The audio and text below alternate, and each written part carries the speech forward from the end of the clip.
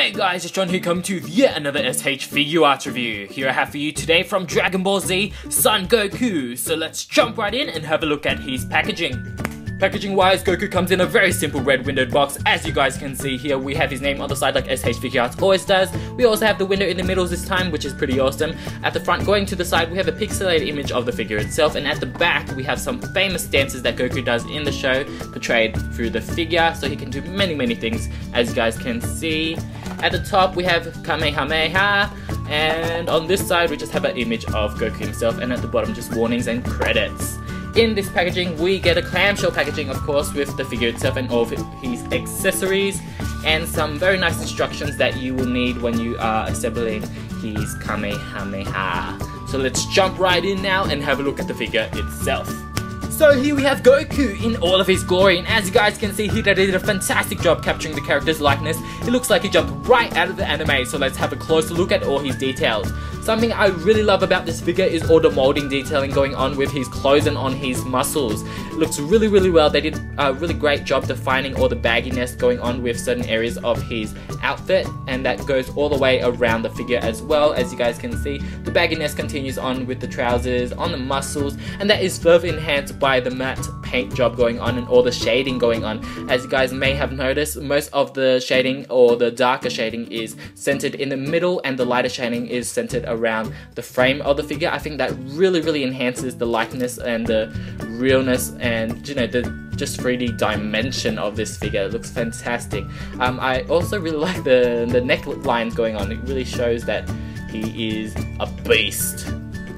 Something that I have found a little strange is that around the neck is slightly kind of a pink hue, while the face itself is the normal skin color, and that is kind of tiny bit mismatched, but that is just really nitpicking. I also just really love all the detailing. As you guys can see, they even detailed the bottom of his shoes with the little ridges going on across the shoes and the laces. It's just all around fantastic aesthetic wise, and the hair, of course, the hair is also fantastic. They did a fantastic job with it. Something I have found a little bit of a problem though is, since the hair is kind of just sticking out everywhere, it's kind of difficult to get the face off because you don't have just this one solid thing to grab onto, because you don't want to grab on all these spiky parts, do you? So it's kind of difficult to take the face off.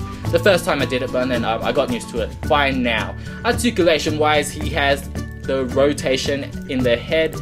He can look down pretty well, up not so well since his hair is blocking it slightly. He can tilt. He kind of has these floating sleeves going on that really help with his arm articulation. So he can come out, he can punch, he can stick it right up high. Just all around great articulation with the arms. We have the bicep swivel going on here. We have bendable elbows. We have the wrist. He has these pull down kind of waist joint, kind of like the pull down S.h.Figuarts legs, but this is for his waist, so he can have great crunching going on, great tilting going on with his waist. Just all around great movement there too. Of course, he has the pull down Figuarts legs, so we can have great kicks going on. He has fantastic knee action, and of course the feet action as well, with the rotation, tilting, swivel, all that jazz, and he has little toe articulation as well, which is quite funny. Something I have found to be a problem with the articulation though is when you do bend the knees, when you try to bend it back, the little wrinkles on the knee itself is kind of an actual problem, since they do bulge out a little bit too much. You kind of have to kind of push it back in, push the center back in, so those little wrinkles are pushed back inside behind the actual outer part of the knee, if that makes any sense. Kind of height wise, compared to another S.h.Figuarts, as you guys can see, we have Goku with Sailor Moon. Sailor Moon stands about 5.5 inches, and Goku at the top of his hair stands 6.5 inches. So he's pretty good size-wise with all the S.h.Figuarts out there. We also have size-wise with Katniss, why not? And she is really tall compared to him. So of course S.h.Figuarts is kind of in their own height ranges, and I think Figma is also in their own height ranges with S.h.Figuarts, so they can look really well together. So now let's jump in and have a look at all of Goku's accessories. Accessories wise, Goku comes with a nice variety of things from faces, hands, and special effects parts.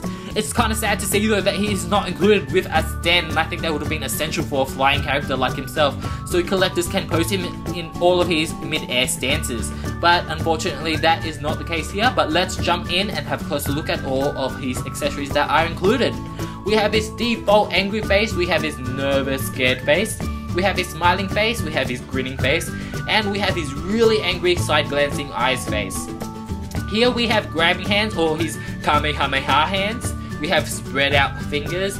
We have clenched fists that he comes packaged with. We have relaxed straight hands. We have posing hands, and we have his instant transmission teleportation hands.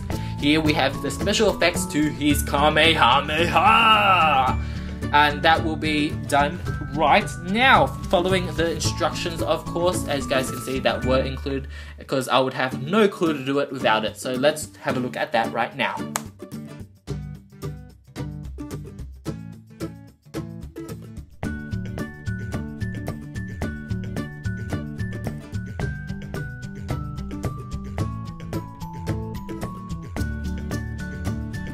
And here we have it, the Kamehameha!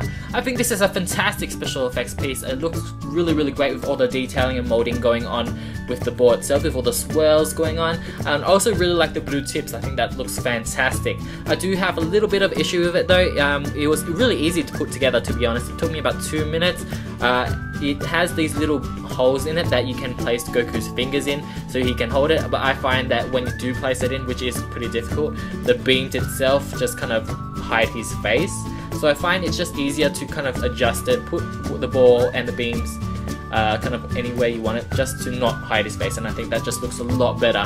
Overall, I think Goku is a fantastic addition to any figure collection. Whether you're a hardcore or casual Dragon Ball Z fan, or an anime fan in general, he would stand proudly on your shelf with fantastic aesthetics, great accessories, and brilliant articulation. I highly recommend him.